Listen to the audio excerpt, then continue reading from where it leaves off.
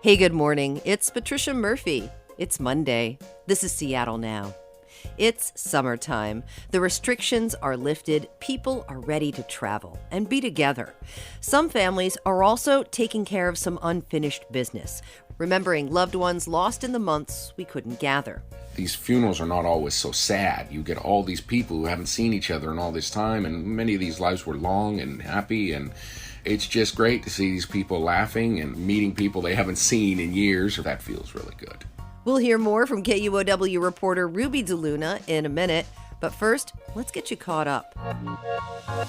Some Renton residents had to temporarily flee their homes yesterday after a brush fire threatened their neighborhood. A 3-alarm fire around 6 o'clock forced people living in the Royal Hills apartments to evacuate. The 284-unit subsidized apartments are east of 405. They were back in their homes by 8:30. The Renton Firefighters Union says brush fires are an annual threat to the area, and nearby power lines make them hard to fight. It's unclear what happens now that lawyers representing 6 SPD officers have asked to leave a lawsuit challenging the release of public records. The request followed an investigation that found that 2 officers violated the law while in Washington, D.C. during the January 6th riots at the U.S. Capitol. The 6 officers sued to keep their identities secret and appealed after a judge granted release of their names in March. The attorneys didn't give a reason for their request. And some not-so-bad news out of last month's heat wave. Although the heat baked vineyards across Washington and Oregon with record-breaking temperatures, it happened early enough in the growing season that grape growers avoided catastrophe. The Associated Press reports that because the grapes were still young and shaded by leaves that hadn't been trimmed yet, Northwest winemakers averted disaster. The bad news, this is likely to happen more often thanks to the changing climate. As we slowly emerge from more than a year of COVID restrictions, families are seeing an opportunity to finally gather to honor the loved ones lost during this time. Nearly 6,000 people died from the coronavirus in our state, and in the early days of the pandemic, families and friends just couldn't get together safely. It was strange, but families did what they could. Zoom funerals, virtual memorials. It was imperfect, but necessary. We had to find ways, new ways, to mourn, to share stories and comfort each other. KUOW reporter Ruby DeLuna is here. She's been working on a series called Lives Lost. It's an audio remembrance of people who've died during this time. Ruby, really glad to talk to you. Hi there. I'm really thrilled to be talking with you. So many families could not gather during the pandemic. There were restrictions on indoor gatherings, on multiple households, even interacting with each other. So families really couldn't mourn in person. And one of the first voices you heard was from Peggy Wolf. And she was remembering her friend Bob Schaefer, and they met volunteering at the Seattle Opera and bonded over poetry, right, Ruby? That's right. It's become more apparent to me in this past year of terrible sorrows that we need to honor and not forget these people. And there are so many people who have died from COVID or otherwise. I learned so much more about Bob when he was a younger man. I think it helps the people who are remaining to remember them. You know, Ruby, what strikes me about that is that we so often are not great orators of our own experience. What are you thinking about when you listen to Peggy's story and her talk about her friend Bob? I think that these stories give us a glimpse of who these people were, their connections to their community, their connections to their family. When we hear about COVID's toll, we often hear numbers, right? But these stories are a reminder that behind the numbers are people. Also, when you think about funerals, there's, usually after the service, people like to linger over refreshments and swap stories about the deceased. With COVID, those opportunities for swapping stories were limited. So we asked our listeners to send their stories of, loved ones that they lost to COVID, and the response was tremendous. And for me, it was gratifying because I too felt like I got to know these folks. So Ruby, who did you hear from and what did they say? There was a fellow who remembered taking his mom to live music concerts when she was in her 70s. There was a woman who talked about hiking with her father and the lessons she learned while hiking with him. That not only applied to, her fear of heights, but applying those lessons in real life. These were like glimpses to not only the people who passed away, but also a glimpse into their relationships, their connections with each other. And what's interesting to me about this project, Ruby, is that as we all emerge from this pandemic, so many people are focused on reclaiming what they have lost. That's right. I mean, as much as we're ready to dive back into quote unquote normal life, there are a lot of articles that are saying, before we do that, let's take the time to acknowledge what we've been through and to process all that. I mean, after all, we've been through a major traumatic upheaval. And so it's really important to acknowledge that. In fact, I spoke with Sunita Benning. She's a grief counselor in Pierce County, and she says this is all part of healing. Our greatest universal loss has really been time, our most kind of prized human currency, because it allows us to connect.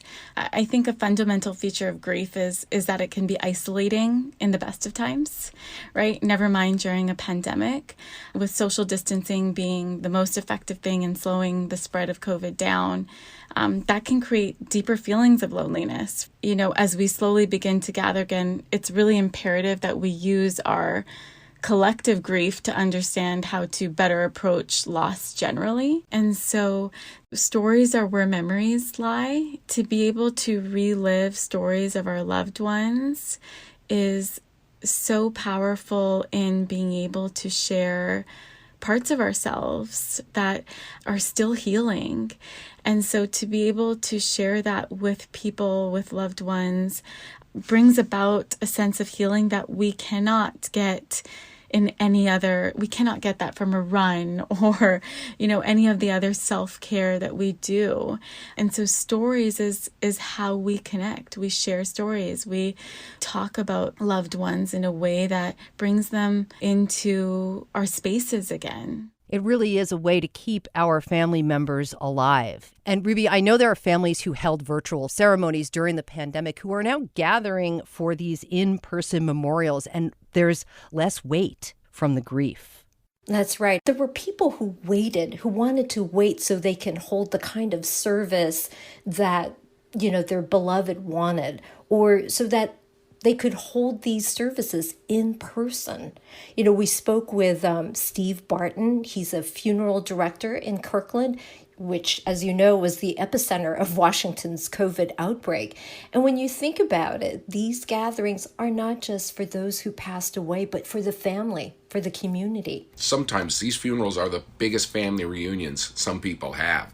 I mean, we're a mobile society now, and we're moving all across the country, but you have a death in the family that seems to be significant and important enough that people will fly in from all over.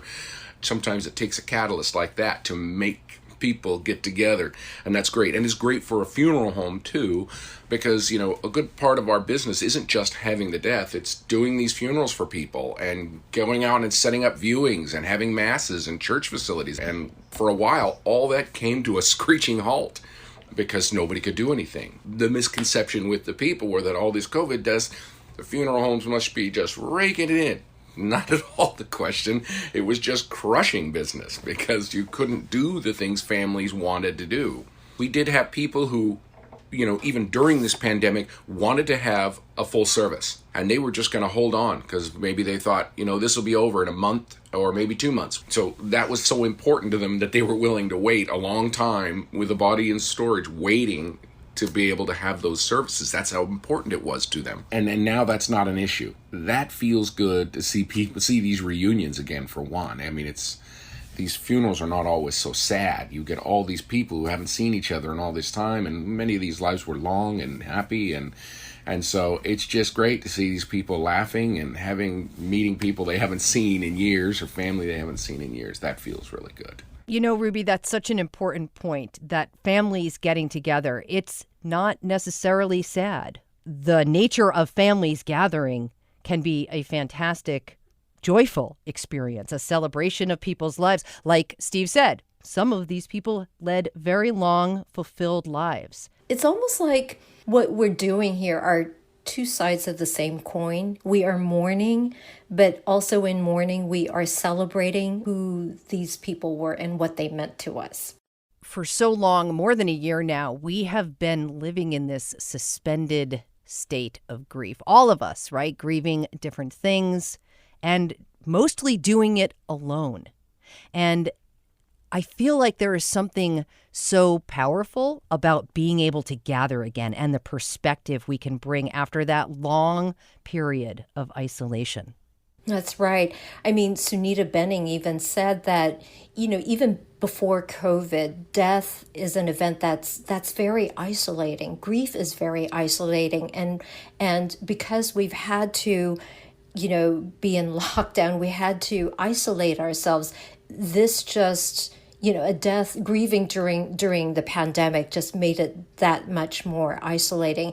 And so to be able to come out and gather with loved ones, with friends, with our support system really makes that much more meaningful. Yeah. And celebratory. I think about Peggy Wolf. I'm curious how she plans to honor her friend. Yes. One of the things that she and Bob bonded over was over poetry. And when I last talked to her, I asked her, so is there going to be poetry, in their celebration? And she said, oh, yes. In fact, she and Bob's niece, Heidi, are planning a get-together later in August. It'll be a small gathering. There'll be drinks, there'll be snacks, and there'll be pictures of Bob and his wife all over Heidi's house. And guests will be invited to take a stroll, look at pictures, and they'll be asked to share stories and to share a poem. Isn't that sweet? Oh, I love it. Right? I asked Peggy, so why is it important for this gathering to happen in person? And she says there are things you can't do very well over Zoom. Being in person allows us to comfort each other and to share stories. There's an Irish poet who says something about we are the stories that we tell when the stories that are told about us after we leave. That's a brave Irish poet who wants the stories of his life told. If anybody's ever been to an Irish funeral, the stories can be slightly edgy. Ruby, your project is ongoing, right? You have a collection of good stories, but you're still looking for them, right? Yes, and I encourage people to go to our website, kuow.org/remember. And that's where they can fill out a form and submit. All right, great. Ruby DeLuna, great to talk to you. Ruby is a feature reporter here at KUOW and producer on the Lives Lost project. Really appreciate it. Thanks so much, Trish. Hey, thanks for listening today. We're back on Instagram. Follow us at Seattle Now Pod. Diana Opong produced today's show. Our production team is Caroline Chamberlain Gomez, Clare McGrane, and Jason Pagano. Matt Jorgensen does our theme music. I'm Patricia Murphy. See you tomorrow.